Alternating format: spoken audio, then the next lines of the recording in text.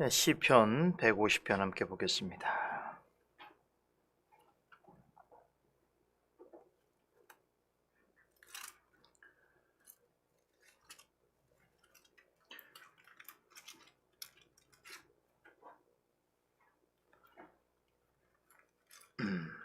시편 150편 한 몫으로 읽습니다. 할렐루야. 그 성소에서 하나님을 찬양하며 그 권능의 궁창에서 그를 찬양할지어다. 그의 능하신 행동을 인하여 찬양하며 그의 지극히 광대하심을 조차 찬양할지어다. 나팔 소리로 찬양하며 비파와 수금으로 찬양할지어다. 쏘고치며 춤추어 찬양하며 현악과 퉁소로 찬양할지어다. 큰 소리 나는 재금으로 찬양하며 높은 소리 나는 재금으로 찬양할지어다. 호흡이 있는 자마다 여호와를 찬양할지어다. 할렐루야.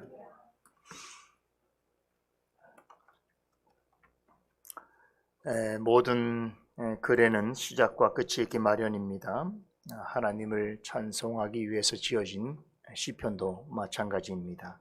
오늘 읽은 시편 150편은 할렐루야 시편이라고 부르는 146편에서 150편까지의 5편 중에서 마지막 5번째 해당하는 시편인 동시에 150편으로 구성되어 있는 전체 시편 중에서 대미를 장식하는 마지막 시편에 해당합니다.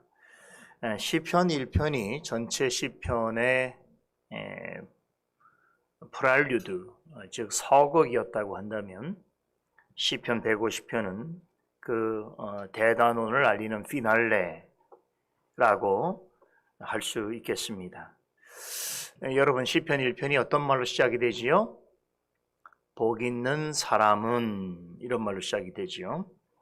그리고 시편 150편의 맨 마지막 구절은 호흡이 있는 자마다 여호와를 찬양할지어다 할렐루야로 마칩니다. 이 두 말을 한번 우리가 합쳐보면 이렇게 되겠지요. 복 있는 사람은 여호와를 찬양할지어다 할렐루야. 이런 완벽한 조합을 이룹니다. 여러분, 이 말 자체가 시편이에요. 그러니까 복 있는 사람은 여호와 하나님을 찬양할지어다 할렐루야. 이 말 자체가 시편 전체를 말해주고 있는 것입니다.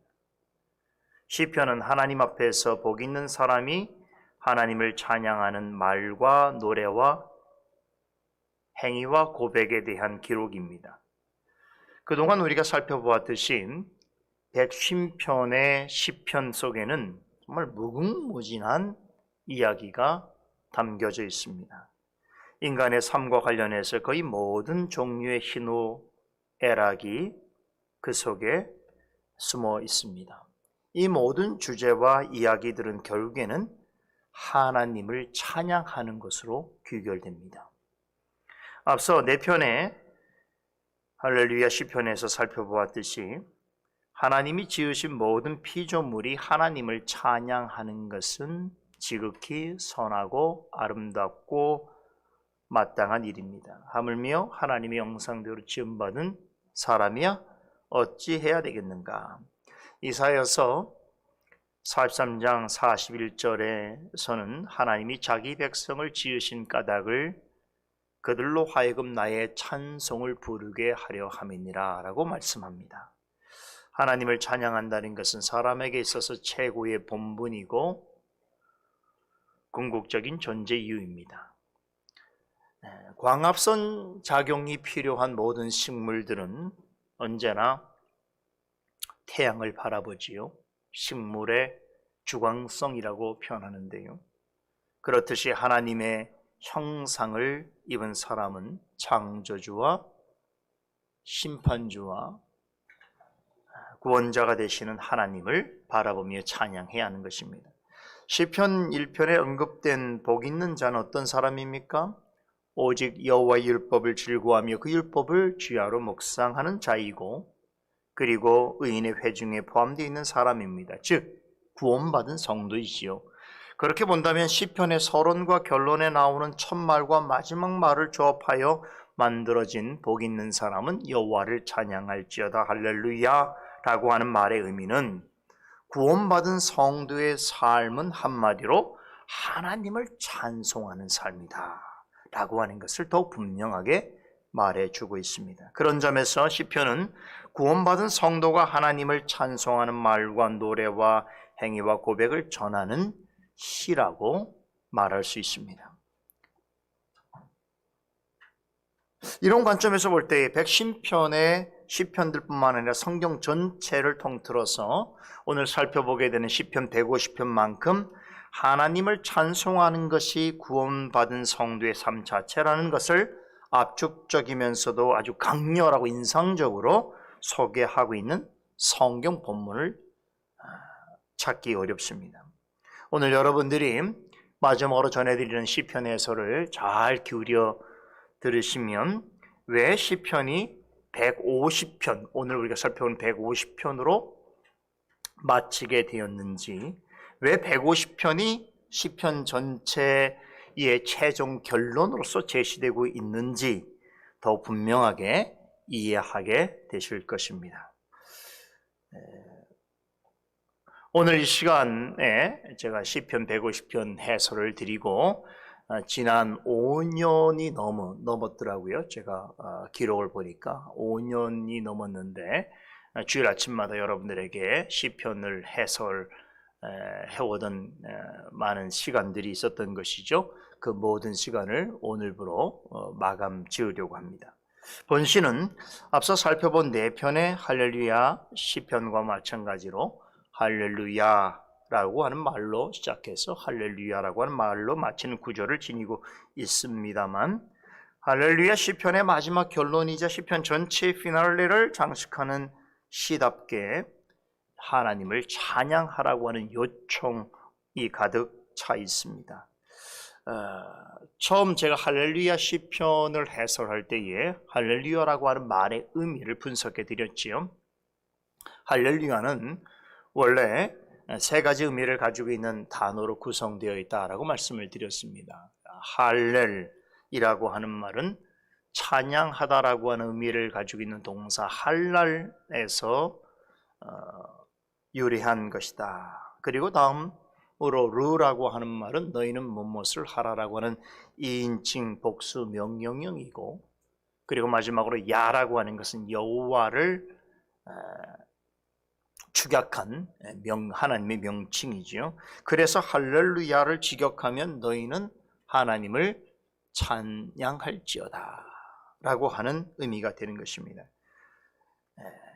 본 시편에 보면 할렐루야라고 하는 말은 처음과 마지막에 2번 언급이 되고 있습니다만, 이 할렐루야의 원동사가 되는 할랄이라고 하는 말과 관련된 표현이 무려 13번이나 등장하고 있습니다. 우리말 성경에서는 처음과 마지막에만 할렐루야라고 하는 말이 나오고 나머지는 찬양하며 혹은 찬양할지어다라고 하는 말로 번역이 되어 있습니다만, 원문 성경을 보면 이 부분은 너희는 하나님을 찬양하라라고 하는 뜻의 할렐루야와 너희는 그를 찬양하라라고 하는 뜻의 할렐루후라고 하는 말이 계속 반복해서 등장하는 것을 볼 수 있습니다.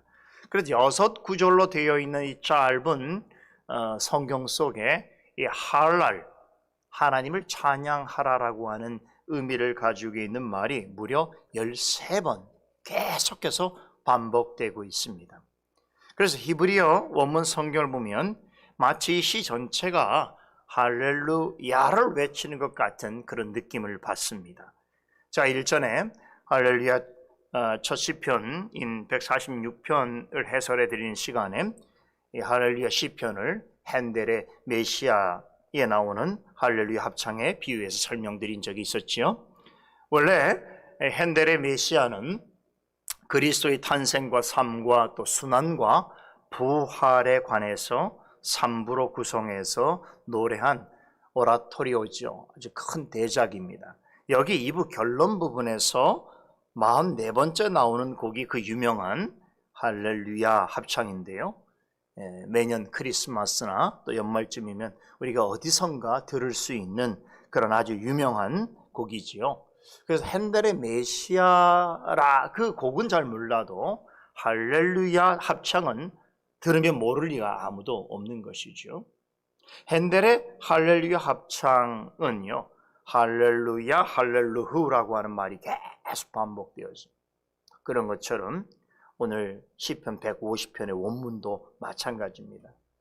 이 편을 보면 거의 할렐루야라고 하는 말이 계속 반복되는 것을 보게 되어지는 것이죠. 그래서 진정한 의미에서의 할렐루야 시편이다 이렇게 말할 수 있습니다. 그럼 왜 이런 형식을 가지고 있는 시편이 시편 150편의 마지막 결론으로서 제시되고 있는가? 여러분, 우린 그것을 기억해야 되는 거죠. 다시 말해서 시편은 결국 하나님을 찬양하기 위하여 기록된 성경이다라고 하는 것을 말해주고 있는 것입니다. 본시는 할렐루야 외침과 함께 두 장소에서 하나님을 찬양하라고 하는 권면으로부터 시작이 되고 있죠. 1절에서 시인은 하나님을 찬양해야 하는 두 장소를 소개합니다. 어디죠? 그 성소와 그 권능의 궁창이죠. 여기에서 하나님을 찬양하라고 합니다. 성소는 하나님이 임재하시는 구약의 장소를 가리키는 것입니다. 지상에 있는 성전 혹은 교회를 의미하지요. 나아가서 주님의 몸된 교회에 속해 있는 성도들의 모임이라고 말할 수도 있겠습니다. 반면에 궁창은 하늘을 가리키는 말로 148편에 의하면 천군 천사들이 하나님께 영광과 찬송을 드리는 천상 세계를 뜻합니다. 성소와 궁창이 지상과 천상의 세계를 나타내고 있다는 점에서는 대조를 이루고 있지만 두 곳 어디에서나 하나님을 찬양해야 한다는 점에 있어서는 대꾸를 이룹니다. 이 표현을 통해서 시인이 강조하고자 하는 바는 이것입니다. 하나님은 지상에서든 천상에서든 즉 하늘과 땅 어디에서든 찬송과 영광을 받으시기에 홀로 합당하시다라고 하는 점입니다. 땅과 하늘에 속한 모든 존재는 하나님을 찬양해야 됩니다. 왜 그렇습니까? 모두가 하나님으로부터 지음받았기 때문입니다. 그 중에서도 특별히 하나님을 더욱 찬양해야 할 이들이 있다고 했죠. 바로 하나님의 형상대로 지음받은 하나님의 백성입니다. 이들이 하나님을 찬양하기 위해서 모여 있는 것이 지상에서는 성소이고 천상에서는 궁창 곧 천국입니다. 하나님의 백성은 지상에 머물고 있든지 천상에 거하든 하나님께서 임재하시고 함께 하시는 곳이라면 언제 어디서든 하나님을 찬송해야 합니다.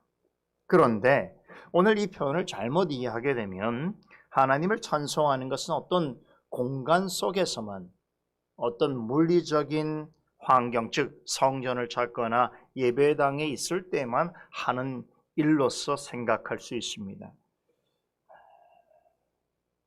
그런데 사도 바울은 그리스도인들을 향해서 이렇게 신신당부합니다. 너희가 하나님의 성전인 것과 하나님의 성령이 너희 안에 계신 것을 결코 잊지 말라 라고 전합니다.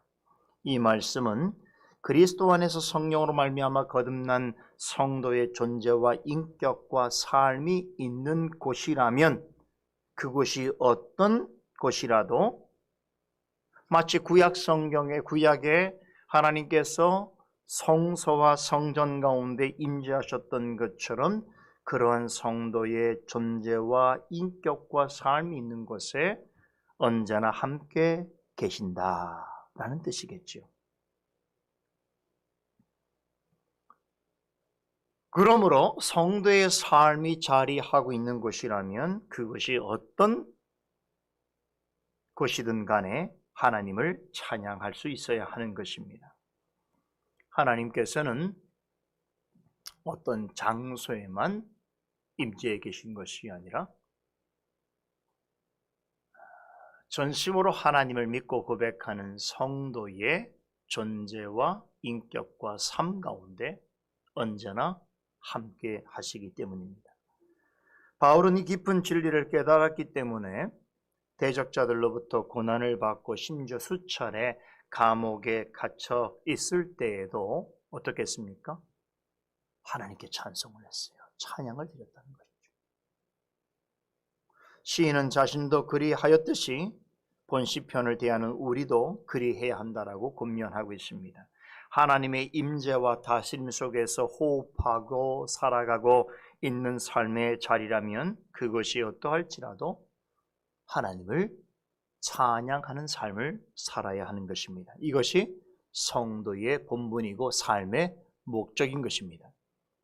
본문 2절은 어느 장소 어떤 환경 무슨 형편의 가운데 있더라도 하나님을 찬양해야 하는 두 가지 이유를 제시하고 있습니다. 첫째는 하나님의 능하신 행동을 인하여 찬양하라고 합니다. 우리말에 능하신 행동이라고 번역된 말의 원래 의미는 하나님이 행하신 권능들입니다. 하나님은 그 존재와 속성과 이름뿐만 아니라 행하신 일만으로도 찬송을 받으시기 부족함이 없으십니다. 하나님의 행하신 일들을 성령의 영감으로 기록한 것이 뭡니까? 성경이지요. 성경은 우리에게 하나님께서 행하신 일들이 얼마나 크고 놀라우며 또한 그 권능과 지혜가 뛰어나신 난가를 우리에게 말해주고 있습니다. 그래서 우리는 성경을 통하여 창조주이시고 구원자이시며 심판주이신 하나님께서 행하신 그 일들을 보고 듣고 깨닫게 되는 것입니다. 뿐만 아니라 하나님은 지극히 광대하십니다. 시인은 이 사실을 하나님을 찬양해야 될 둘째 이유로 제시하고 있습니다. 하나님은 온 우주 만물을 창조하셨을 뿐만 아니라 지으신 모든 것을 기뻐하시는 뜻에 따라 작정하신 대로 주권적으로 다스리십니다. 하나님은 그 무한하신 인자하심과 성실하심으로 당신께서 지으신 모든 것들을 보존하시고 통치하십니다. 그 가운데 있는 특별히 하나님의 택함받은 모든 백성들을 끝까지 다스리시고 구원하십니다. 시인은 이 두 가지 이유만으로도 하나님께서는 모든 만물과 특별히 당신의 형상대로 지음받은 백성들로부터 찬송받으시기에 합당하시다라고 강조하고 있습니다. 여기서 시인이 반복적으로 사용하고 있는 이 찬양이라고 하는 말은 다른 말로 바꾸면 경배라고 하는 말로 이해해도 좋습니다. 찬양이 마음을 다해서 하나님을 높여 부르는 것이라고 한다면 경배는 하나님 앞에서 자신을 낮추어서 엎드려 절하는 것입니다. 하나님을 높이는 찬양과 하나님께 엎드려 드리는 경배는 동전의 양면과 같습니다. 그래서 언제나 함께하는 것. 하나님을 찬양하는 곳에는 항상 하나님을 경배하는 것이 함께 해야 되는 것입니다. 이것은 분리할 수가 없습니다. 시인이 전하고 있는 이 두 가지 이유만으로도 우리는 하나님께 마땅한 찬송과 경배를 드려야 하는 것입니다. 이어지는 3절에서 5절의 내용은 하나님을 어떻게 찬양할 것인가 라고 하는 것을 전하고 있습니다. 대단히 흥미로운 점은 시인은 여기에서 여러 종류의 악기들을 언급하고 있다는 것이에요. 이 짧은 구절 속에서 8개의 유대인들이 익숙하게 사용했던 전통 악기들이 총동원되어 있죠. 이 악기들을 이용해서 하나님을 찬양하라고 요구하고 있습니다. 이 악기들을 한번 볼까요? 3절로부터 5절까지 나오죠. 나팔, 비파, 수금, 소고, 현악, 퉁소, 재금. 여기 보면 우리들에게 좀 익숙한 그런 악기도 있고 또 낯선 것도 있습니다.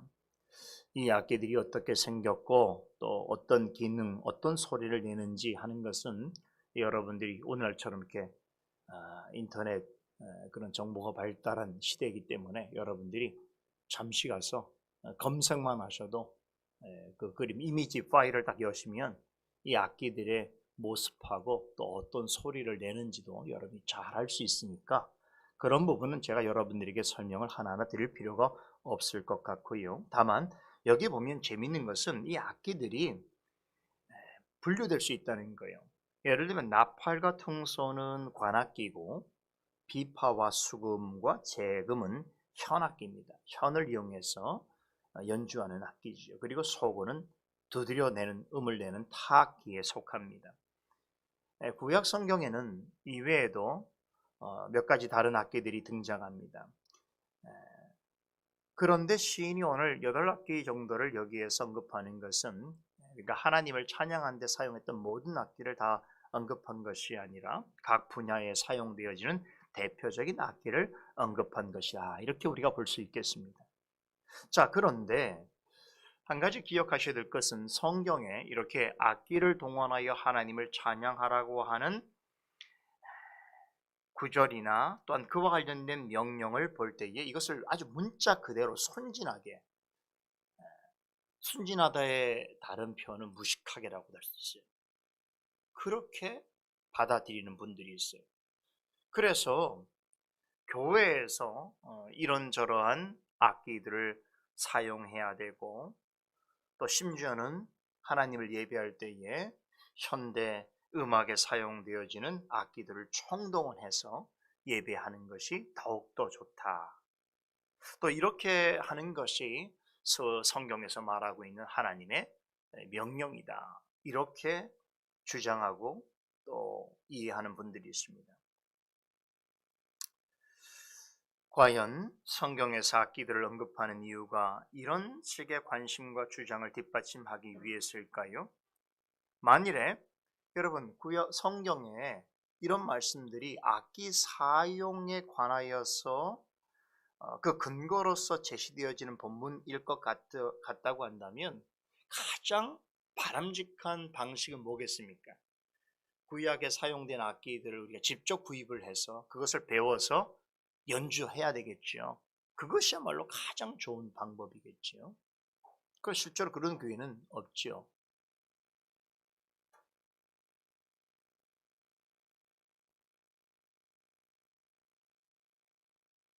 여러분, 이런 행동은 성경 말씀이 전하고자 하는 본의와는 전혀 맞지 않는 주장입니다. 구약 시대의 성전에서 사용한 악기들과 성전 예배 때 동원된 악기들은 모두 하나님의 명령과 규례에 따라서 정해졌습니다. 이것은 무엇을 의미하는가? 하나님을 찬양하는 수단과 예배하는 방식조차 철저하게 하나님에 의하여서 정해졌다는 것을 말해줍니다. 사람은 하나님 앞에서 부패한 존재이기 때문에 사람의 생각이나 어떤 예식이 만든 방법으로는, 또한 자의로는 하나님이 원하시는 예배를 드릴 수 없습니다. 구약시대에 하나님을 예배하는 데 사용된 악기들과 노래들은 하나님의 명령과 규례에 따라서 하나님을 올바르게 찬양하기 위한 목적으로 허용된 보조적이고 제한적인 수단입니다. 이것들은 예배드리는 자로 하여금 마음을 하나님께 집중하고 하나님을 바르게 찬송하는 목적으로 주어진 것이지, 오히려 그것으로 사람의 감정을 자극하거나 또한 그것을 사용함으로써 예배드리는 자가 하나님에 대한 지식과 확신을 바르게 갖지 못하게 된다면, 즉 말씀을 통해서 하나님의 하나님 되심을 사색하고 음미하는데 이런 악기들이 방해가 된다면 오히려 무분별한 악기 사용은 방해 요소가 될 뿐 아니라 지양해야 할 것입니다. 본문에서 하나님을 찬양하라고 할 때 여러 악기들을 언급하는 것은 반드시 이것들을 사용해야 한다든가 이것들 없이는 하나님을 올바르게 예배할 수 없다라고 하는 그런 교훈을 전하기 위해서가 결코 아닙니다. 악기들을 동원하여서 하나님을 찬양하라고 하는 말씀이 교훈하는 바는 최소한 이 두 가지 교훈을 우리에게 전하기 위해서입니다. 첫째는 정성과 최선을 기울여서 찬양하고 경배하라는 것입니다. 어떤 악기라도 그 악기의 그 재음을 내기 위해서 또 그 아주 원활하게 이 숙달된 음을 그렇게 연주하기 위해서는요, 정말 엄청난 연습량과 정교한 기술과 고도의 집중력이 요구됩니다. 여러분, 악기 그 연주를 생업으로 하는 그 전문 연주가들 보세요. 그 악기 하나를 마스터하는 게 이게 평생 동안 해야 하는 일이고, 여기에 보통 우리가 생각하는 상상을 초월한 연습을 하게 합니다. 엄청난 고대 집중력을 가지고 이 기술들을 계속 연마하는 거예요. 아무리 뛰어난 연주가도요, 잠시 그 악기 사용으로부터 손을 떼게 되면 금방 티가 난다고 합니다. 여러분, 악기는 그 자체로는 생명이 없습니다. 그런데 이것들로부터 감동적인 소리와 음색을 내기 위해서는 엄청난 애씀이 요구되어지지요. 그처럼 여러분, 생명 없는 악기에게 생명을 불어넣어서 음을 만들어내는 일도 이렇게 큰 정성과 노력이 필요하거늘 하물며 영원토록 살아계신 하나님을 찬송하고 경배하는 일에 있어서는 우리는 얼마만큼의 정성과 노력이 필요한 것인가? 성경에서 우리더러 평생의 마음과 정성과 힘을 다하여 하나님을 사랑하고 섬기고 찬양하라고 명하는 이유가 여기 있습니다. 악기 하나를 제대로 연주하는 것 이상으로 하나님께 예배드리는 일에 그만큼의 정성과 집중력과 애씀이 필요하다는 것을 말씀하는 것입니다. 둘째로 서로 조화와 하모니를 이루어서 하나님을 찬양하라는 것입니다. 본문에 등장하는 악기들은 오케스트라를 연상하게 합니다. 여러 악기들로 구성되는 오케스트라에서 가장 중요한 핵심은 악기들이 각자 음을 조화롭게 내어서 아름다운 하모니를 이루는 것입니다. 이게 오케스트라의 핵심이죠. 그죠? 교회에서 하나님을 예배하는 것도 마찬가지입니다. 악기는 악기마다 저마다 다른 소리를 냅니다. 그렇듯이 성도들도 다 달라요. 각자가 다 달라요. 하지만 하나님을 찬양하고 예배 드릴 때에 어떻습니까? 성령 안에서 하나가 되어서 아름다운 그런 조화를 이룬다. 하모니를 이룬다. 이게 예배예요. 이게 예배의 기술이고 예배의 예술이에요. 예배는 각자 다른 사람들이 모여서 하나님께 하나의 하나님이 받으실 만한 아름다운 음을 내는 것과 마찬가지입니다. 그럼 각자가 다 소리를 내죠. 그렇죠. 그런데 그 소리들이 어떻게 됩니까? 누가 서로 자기를 고집하거나 자기의 목소리만 내려고 해서는 여러분 이런 아름다운 조화는 깨어지고 맙니다. 그래서 진리 안에서 아름다운 하모니를 이루어야 하는 것입니다. 악기와 관련해서 한 가지 교훈을 더 추가해서 말씀을 드리면 몸과 마음을 하나로 해서 하나님을 예배해야 합니다. 몸 따로 마음 따로 찬송하면 안 되는 것이지요. 여러분 그 연주자들이 저는 그 음악을 잘 연주 못하지만 듣는 것은 좋아합니다. 늘상 제가 무슨 일을 작업을 하거나 성경을 연구하거나 설교를 준비할 때 듣는 음악들이 있는데요. 클래식 음악이죠. 근데 그 음악을 듣다 보면 정말 악기가 소리를 내는 게 아니라 사람이 소리를 낸다는 걸 느낄 수가 있어요. 그 무슨 얘기냐?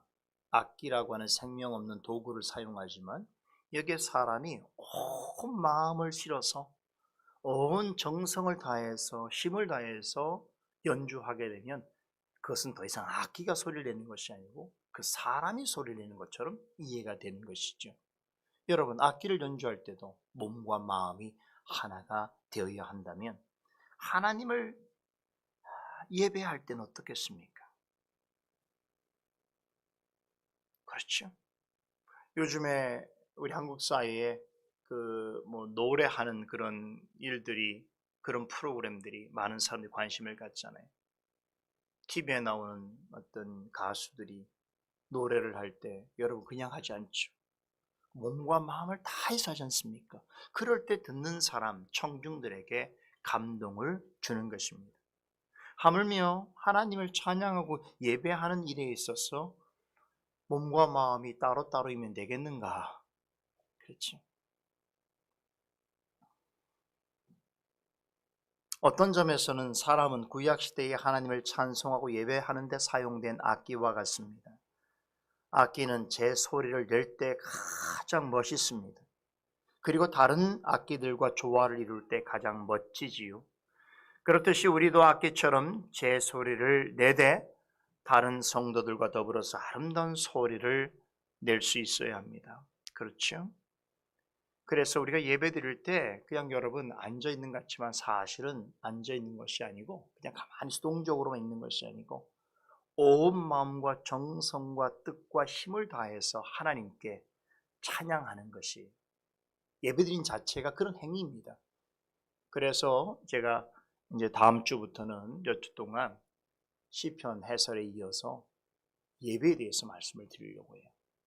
시편에서 우리가 결국 찬송하고 예배하는 것이 시편이 우리에게 주는 가장 중요한 교훈이라고 한다면 그럼 우리는 어떻게 예배는 무엇인가? 예배는 어떻게 드려야 할 것인가? 라고 하는 부분을 여러분에게 몇 주간 말씀을 전해드리려고 합니다. 자, 그러면 언제까지 우리는 이렇게 악기가 다른 악기들과 함께 아름다운 조화를 이루어서 또 악기를 연주하는 사람이 정성을 다해서 연주하듯이 그렇게 하나님을 찬송하는 일을 언제까지 해야 되는가? 본문 6절에서 답하지요. 호흡이 있는 동안 계속 그리 해야 한다는 것입니다. 다시 말해서 이 땅에서의 삶을 하나님께서 허락해 주시는 동안 우리는 하나님을 찬양하고 예배하는 거룩한 도구로 쓰임 받아야 하는 것입니다. 시인은 호흡이 있는 자마다 여호와를 찬양할지어다 라고 외칩니다. 여기서 호흡은 사람의 생명을 뜻합니다. 이 생명은 하나님께서 주신 것입니다. 무엇을 위해 주셨을까요? 한마디로 말하자면 하나님을 찬송하고 그분에게 영광을 돌리도록 우리에게 주신 것입니다. 하나님께서 우리에게 호흡을 주신 이유는 하나님을 찬양하며 나아가서 하나님께 영광을 돌리는 삶을 살도록 하시기 위해서입니다. 그러한 삶을 사는 사람은 하나님 앞에서 가장 복된 자인 줄 믿으시기 바랍니다. 그래서 시편은 제가 시편 첫 1편과 150편을 조합해서 가장 첫 번째 나오는 말과 가장 마지막에 나오는 말을 조합하면 완벽한 조화를 이룬다고 그랬죠. 그 말이 뭡니까? 복된 사람은 여호와를 찬양할지어다. 할렐루야. 시편이 우리에게 가르쳐주는 가장 중요한 교훈 바로 그것입니다. 복 있는 사람은 호흡이 있는 동안 여호와 하나님을 찬양할 것이다. 이것이 우리의 삶의 본분이요 목적임을 믿으시기 바랍니다. 기도하십시다. 거룩하신 하나님 참으로 감사를 드립니다. 오늘 시편 150편과 더불어서 그동안 수년 동안 또 하나님께서 은혜를 주시고 이끌어 주셔서 시편 전편을 함께 살펴보았습니다.